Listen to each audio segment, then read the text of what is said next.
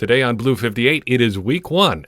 How will the Packers fare in 2020? Before we find out, let's make some predictions about how the Packers are going to do this season. Blue 58! Hello and welcome to another episode of Blue 58, the one and only podcast of thepowersweep.com. I'm your host, John Meerdink, happy to be with you here for another episode. We got a long way to go in this one because I don't know if you noticed by the title, but I have a lot of predictions for this season. This is my second favorite episode of the entire year. The first episode, the first favorite, is the one where we go back and go through all of our predictions and laugh at exactly how wrong we were. But to do that, we've got to sit down and actually make some predictions. Before we get to predictions, though, a couple topics we got to cover and a couple things I want to cover up top first. First, if you look in your show notes or just the description of this episode, you will find a new link. I'm not exactly sure how it's going to look yet because this is the first time we've tried this. A new link from Acast that's going to give you an opportunity to donate directly to the show. Now, we already do a couple ways for you to support the show if that's something that you want to do. Patreon is an option. Buying a T-shirt, which I noticed somebody from YouTube said they bought a T-shirt. We have links to do both of those things in the description as well.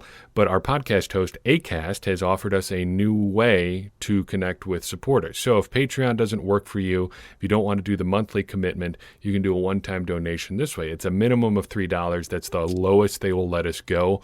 But I feel like that's a good trade-off. If you just want to kick in some support for the show and that's something you want to do, that's a good level there. So you can go higher if you want. I don't know if there's an upper limit. I'd be thrilled if someone decided to try to test that theory, but that is an opportunity for you there. I know there are a couple people out there have reached out with some mixed feelings about Patreon. I know it's not everybody's cup of tea for a variety of reasons. That's fine. So this is another opportunity to do something like that if that's something you want to do. Again, no pressure. And if you do this, unfortunately, you don't get the access to the content we post on Patreon. But this is just another avenue for you. So that'll be there in the links in your show notes. We'll mention that from time to time. And again, no pressure there. Second thing I wanted to bring up, audio quality in the last episode was a little bit mixed, and I'm not exactly sure why. I've got some mixed reviews from some folks. I listened to it after it went out, and it sounded different than it was on my computer. I'm not really sure why that was, so apologies for that. We're still working out some bugs with the new setup, but I'm liking it so far, and it's working for us, and there's going to be some good things to come with that as well, too. So looking forward to doing that, too. You may have heard over this weekend the Packers were awful busy, cutting down their roster from 80 players to 53. 27 players had to be cut from the active roster. Actually ended up being more than that in a way because of injured reserve type moves and stuff like that. We did our prediction episode for that last Thursday. Ended up getting 48 of the 53 correct. And I feel pretty good about that because we didn't have preseason football to go on, limited training camp access from reporters this year. A lot of guesses out there, but there were some misses, and we'll go through those real quick right now. First and foremost, Jake Kumerow is out. Malik Taylor is in. So when it's a surprise, not a surprise? Yeah, it's a little bit of a surprise that the Packers decided to not bring back the hero of Whitewater, Jake Kumerow, but when you're 28 years old and your most marketable skills are that you can run block pretty well, you better be something other than a wide receiver because that's pretty much going to be it for you if you're that old already and you haven't reached much more of your ceiling than that. And yeah, he has done okay when he's gotten opportunities, but still, Malik Taylor's a nice big body. He's probably a little bit more athletic than Kumerow. If he's a better receiver and even a slight downgrade as a blocker, a run blocker, you're still probably coming out ahead there. So I'm pleased to see the Packers go with upside versus familiarity there, and that's been the theme with a couple of these surprises or ones that I got wrong. But that's a good trend, I think. Second one on the offensive side of the ball that I missed on was Alex Light being cut in favor of Yosh Nijman. Out of the 5 that I got wrong, this is the one that I would take back first. I was on the fence the most about this one, and I think this one would have been really apparent if we got any preseason football at all. Again, I was assuming the Packers were going to go with familiarity over potential here, but this is a very strong case, or very good example of taking potential over familiarity. Clearly, the Packers know more about Alex Light. They've had him on the roster for more than a season now. Nyman's been around but hasn't been on the active roster as much, but I think it's pretty clear to see that he has more long-term upside than Light. I think in the past, the Packers would have tended towards familiarity, and that's not necessarily a bad thing always, but potentially here wins out, and I'm glad to see it. You shouldn't just keep a guy only because you know him a little bit better. And there's obviously probably a much bigger case there to be made that Nyman gets picked up on waivers than Light. And as we see that worked out because Alex Light is back on the practice squad. On defense, Trayvon Hester was the guy I picked to make it, and Montravius Adams made it instead. This was a bit of wishful thinking in my part. Probably an uphill battle for Trayvon Hester to make the roster anyway, what with his coronavirus situation. But Adams ends up making it, and I hope the Packers know what they got here because it doesn't seem like he's given us all that many reasons to assume he's going to be anything more than he's been so far in his career. The next one is the one I'm happiest to be wrong about. Tim Williams gets the axe in favor of Randy Ramsey. Ramsey is a really interesting, versatile piece. He can do a lot of things on defense, play a little bit of inside linebacker, a little bit of outside linebacker, rushes the passer pretty well. He did it all at Arkansas, and I think the Packers probably think of him in a pretty similar role too. You can line up inside, he can line up outside, he can rush the passer, and I'm interested to see what they do with him. He's probably as good on special teams as Tim Williams was, and I'm just happy again to see upside over familiarity here. Williams pretty much has become who he's going to be in the NFL. He's been around for a while now, former mid-round pick for the Baltimore Ravens. So I'm happy to see Ramsey get a shot and just see what they've got instead of going with Williams, who's a fairly well-known commodity at this point. Finally, I predicted Stanford Samuels would make the roster, but he ends up on the practice squad, and Kabion Ento heads to the 53-man roster for the time being. This is a very strategic move for the Packers, and technically I may end up being right here in a way, although the Packers did go short-term with a different cornerback, who we'll talk about here in a second. But Ento ends up on injured reserve, and Stanford Samuels is available on the practice squad right now. So this is just the Packers trying to keep Ento around and not expose him to waivers or anything like that, and gives them the opportunity to bring him back later on in the season. And remember, there's no limit on who can come back from injured reserve this year, so that gives them more opportunities to move guys around there a little bit. But he is going to have to be out for 8 weeks at least. The Packers have also made some new outside additions, so let's become familiar with a few of their new names. Kamal Martin and Kabion Ento have gone to injured reserve, as we mentioned, Ento, and now Martin there too as well. So they have to fill the active roster, and they filled one of those 2 spots already. Perry Nickerson is the guy heading to the active roster. He's a cornerback out of Tulane, a 6th-round pick for the New York Jets in 2018. He may not be an elite player, may not be an elite athlete overall, but he can do one really remarkable thing. He can run in a straight line extremely quickly. At the 2018 Combine, he ran a 4.32 in the 40-yard dash, and it doesn't matter what else you can do. That's going to keep you employed in the NFL for a while, at least. He's now on his 3rd team in 3 years, but you can find a spot for 4.3 speed somewhere on the field, at least for a little while. And it's pretty clear where that role might be for him, judging by his NFL career so far. So a 6th-round pick, like we said, in 2018. He played just over 200 snaps for the Jets on defense that year, but also more than 100 on special teams for the Jets. And that trend continued last year with the Jacksonville Jaguars. He played 4 games for the Jags last year, played 56 snaps on special teams in those 4 games. So if there is an immediate use for Mr. Nickerson here, it's probably going to be on special teams. The Packers also made 2 outside additions to their practice squad, bringing in Dejon Scuda Harris, a linebacker out of Arkansas, 5'11", 234 pounds, kind of a middling to low-end athlete, actually a 3.28 relative athletic score. Just doesn't do anything particularly outstanding and is a little bit undersized. So what's the appeal here? I'm not really getting it. Dane Brugler, in his 2020 draft guide, wrote this, quote, Harris plays with a physical, indestructible play style, arriving at the ball carrier with violent intentions. However, he is a heavy stepper laterally with below-average acceleration to the football, which showed on perimeter runs and in coverage. Overall, Harris is a downhill force player with the attacking mindset and tackling skills to pad the stat sheet, but his production suffers outside the box, and the battle is usually over once blockers lock on, which limits his NFL versatility, end quote. So pretty clear what he is to the Packers. This is another guy in that B.J. Goodson, Antonio Morrison sidekick linebacker type role, a box linebacker, a thumper, but it's odd because he's a little bit on the smaller side for a guy who's playing that role. 5'11", 234 pounds is a little guy. B.J. Goodson was a lot of things, but small was not one of them.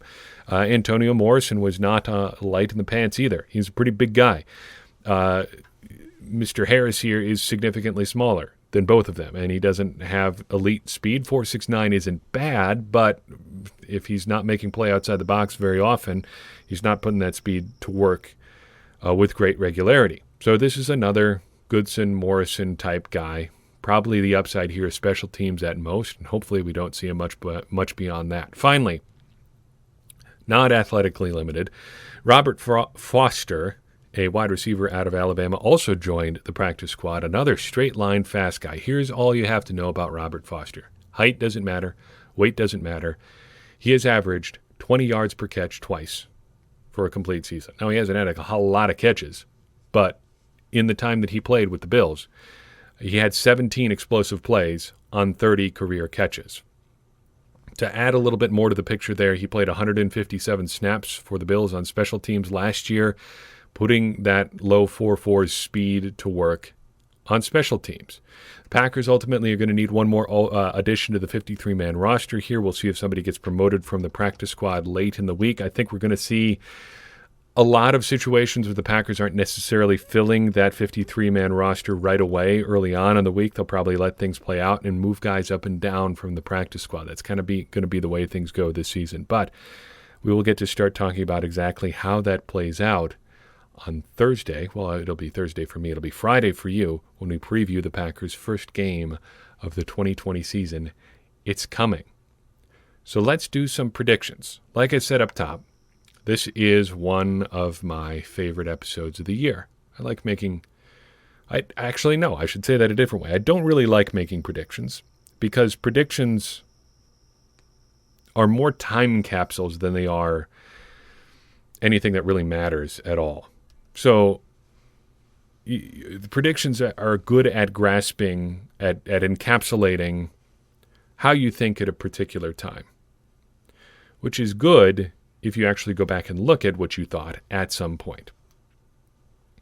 Sports media is not particularly given to that second part there. We don't get a lot of reflection in sports media. So I figured if we're going to do predictions, we might as well make a big thing of it. Let's make a bunch of predictions at once, check in on them at a couple points throughout the year, and then at the end of the season, we'll go back and laugh at how wrong we were about a bunch of things. So we're going to break these predictions into three categories. First, team predictions. Second, individual player performance. And then third, just kind of grab bag predictions that fall into a variety of categories. And we'll put these all on a big tracker worksheet, a spreadsheet that I will direct your attention to periodically, probably at the midway point of the season, maybe at the quarter. So after 4 games, 8 games, 12 games, and so on. I'm also going to give myself a little bit of an out this year because we got a couple of predictions wrong last year. So I'm going to give myself the opportunity to pull predictions off the board if guys are injured. So we'll have a couple of predictions. For instance, one of the predictions, we'll give this away. So we'll be down to 30 for this episode. But I predict that Davante Adams will break 1,000 yards. Say he's injured again. I'm going to give myself an out there. So I'm going to say if a guy misses more than 3 games, we're just going to pull that prediction off the board entirely. We won't grade ourselves on that one. So I think everybody kind of understands why that is that way. There's no reason to spend time worrying about a prediction that goes one way or another if a guy is gone due to injury. So let's start at the very beginning. How many games are the Packers going to win this year? I predict a 2-for-1 here. The Packers will have fewer than 13 wins this year, but the Packers will have more than 9 wins this year. Combo prediction. That means I think the Packers will have between 10 and 12 wins this year. That's a narrower range than last year, but I think that's fitting what I think the Packers are shaping up to be in 2020. A higher floor, but the ceiling is probably ripe for a little bit of regression if you look at the 13-win season they had last year as their ceiling. And I want to emphasize, I don't think that means that the Packers are going to be worse that year than last year just because they don't necessarily win as many games. You can be a very good team but not win as many games year to year. What would you rather have? The 15-1 2011 Packers that get bounced in their first playoff game, or the 10-6 2010 Packers that go on to win the Super Bowl? I think we all know which was the better team there. All right? So that's what I'm trying to get at there with the floor and ceiling talk. Probably a higher floor, maybe a slightly lowered ceiling, but the ceiling is just the win total there, not necessarily how good they could potentially be. I also predict the Packers are going to win the NFC North. Now, this is an offseason where we really know less about other teams and even our own team than ever before. But I think even looking at the limited information we have, I feel comfortable saying that nobody else made enough progress for the Packers to not be the favorite right now. The Vikings did a lot of good things. I still think the Packers are a better team right now based on the evidence we have, which is pretty minimal. And this is a prediction that could look laughable by the end of the year, but I think the Packers handle the NFC North again and go on to win. So I think the Packers will win between 9 and 12 games and win the NFC North. I also think the Packers will get at least to the divisional round this year, either by getting a bye or by winning a playoff game. They made it to the NFC Championship game last year. That was great. I'm going to predict they at least get to the divisional round this year. Some predictions about the offense. I think the offense will be better overall by Football Outsiders' DVOA metric. I think the rushing offense will be slightly worse, but I think the passing offense will be better. So the gains that are going to come on offense will happen because the passing game is more efficient. I think that'll come from Aaron Rodgers having a better year, from being in the second year of the system, and by getting more consistent performances from the wide receivers, as well as having some more versatile options at tight end. Last year, they were 8th by DVOA overall on offense, so they're going to have to be pretty good to be better than they were last year, but a lot of that was because they were 4th overall in rushing and 10th in passing. Passing counts for more, so I think if the Packers can be better, if they can be 8th or 9th in passing and maybe 10th or 12th in rushing, they could still be better overall. On defense, I think the Packers will be slightly worse overall by DVOA. But I also predict the Packers won't be worse than 20th overall by that metric. They were 15th last year, largely because of their run D pulling them down. If they're not quite as healthy on defense this year, their pass rating, which was 10th overall in the league last year, will probably suffer a little bit. But I think overall the Packers will be in the top half of the league on defense by that number. I also think the Packers' special teams will be better. They were just 18th overall by DVOA last year, and I think they'll be better this year if they just let J.K. Scott kick. He had kind of a swoon toward the middle of last season when Sean Menenga was fiddling with his release and trying to get him to do some different things with dropping the ball. I think just let J.K. Scott kick. He's a real good kicker. Just let him do his thing and let him figure it out and figure out what he's going to do. So I think that will help the Packers win the field position battle a little bit more and rate a little bit better in their metrics. So there's my overall team predictions, 10 predictions there. Let's talk about some individual players, starting with Aaron Rodgers. I think he will throw for more than 30 touchdowns in 2020. He had 26 last year, felt like they left some on the table. I think he gets over 30 this year. I predict that Devontae Adams will break 1,000 yards this year, and I also predict that both Allen Lazard and Marquez Valdes-Scantling will combine to put up more than 1,100 yards. So whatever breakdown you want to have between the two of them, 700 for one, 400 for the other, whatever, I think they're going to break 1,100 yards this year. I think I'm pretty high on both of them, probably higher as a pair than most, but I don't feel too bad about that. If you look at their numbers, they were not terrible, just box score numbers last year. The big deal for MVS was consistency, and a lot of that had to do with his injuries, actually multiple injuries, a knee and an ankle kind of hampered him for all of last season. They had about 900 yards put together last year, and I think actually a little bit more than that, in fact, and I think they can do about that much again. So I feel pretty confident about that prediction. It's not a big jump, especially combined. I think Aaron Jones breaks 1,000 yards again this year, but I think he will have fewer total touchdowns than he did in 2019, but still more than 12. So that's 2.5 predictions there. I think he will be better in year 2 with LaFleur. I think he will have more full command of the offense, but I think statistically it's going to come back to earth a little bit just because of how many touchdowns he picked up last year. That's hard to duplicate.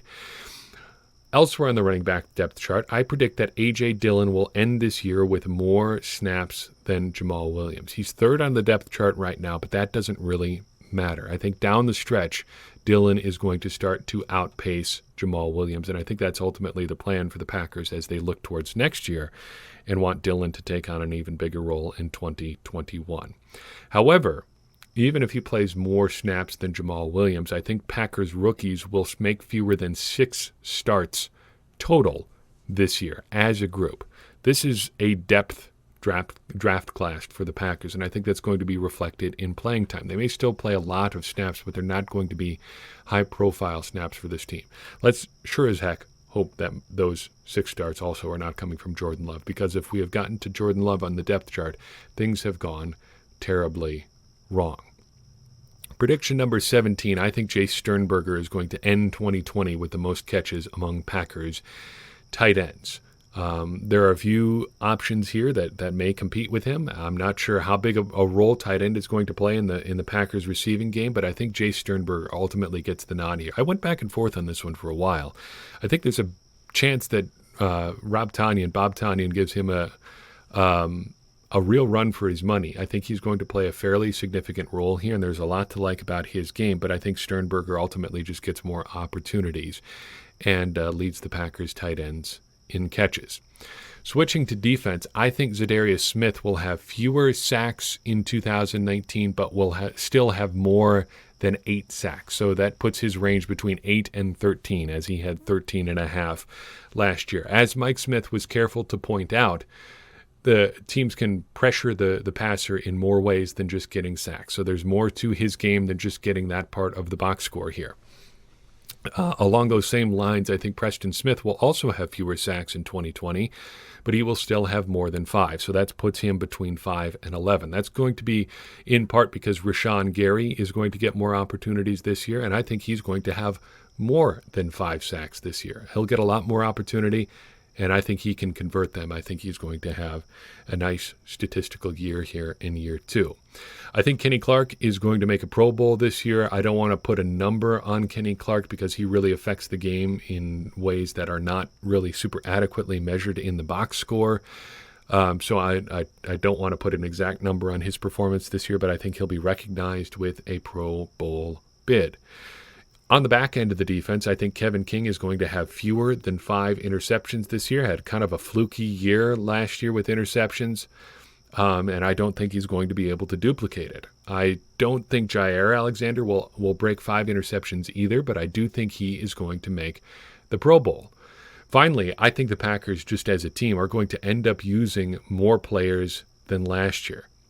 I don't know if this has been widely talked about, but as healthy as the Packers were, they still ended up using a very, very, almost like microscopic amount of players last year. Just 60 total players all of last season. That's the fewest they've used in any single season since they used 59 in 2015, almost half a decade. That's pretty wild, and I think they're going to end up using more than 60 this year. 60 was the second fewest in the league last year. The Packers were just remarkably healthy.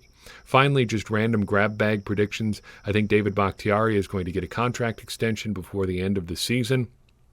I think Tramon Williams ultimately plays at least 1 game for the 2020 Packers, but I also think Jared Veldheer will not. If they haven't signed Veldheer at this point, I just don't think it's going to happen. I think Williams is going to get a call at some point here, though.